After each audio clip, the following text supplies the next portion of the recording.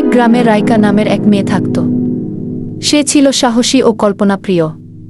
একদিন সে জঙ্গলে এক নদীর পাড়ে বসে চিন্তায় মগ্ন ছিল। কখন যে সন্ধ্যা হয়ে গেল বুঝতেই পারে না। সে জঙ্গলের রাস্তায় হারিয়ে যায়। জঙ্গলের মাঝে সে খুঁজে পায় এক পুরনো কুঁড়েঘর। সে কুঁড়েঘরের দিকে এগিয়ে যায়। কেউ কি আছেন বাসায়? আমি বিপদে পড়েছি। সেখানে থাকে এক বৃদ্ধ বুড়ো দাদু। কে তুমি মা? তোমার কি হয়েছে? আমি জঙ্গলে হারিয়ে গেছি, বাসায় যেতে পারছি না। আমার বাবা মা আমাকে খুঁজে না পেলে চিন্তা করবে। আপনি কি আমাকে একটু সাহায্য করবেন? তুমি যদি সত্যিকার সাহসী হও তবে জাদুর পাথর খুঁজে আনো। ওটা এনে দিলে তোমার ইচ্ছে পূরণ হবে।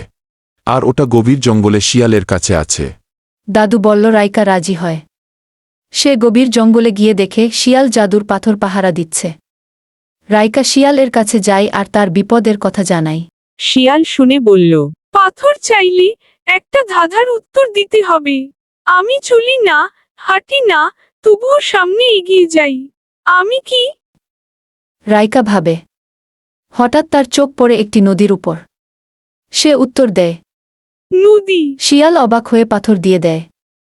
রাইকা ফিরে এসে পাথর বুড়ো দাদুকে দেয়। দাদু হেসে জাদু করে রাইকাকে তার বাড়ি পৌঁছে দেন।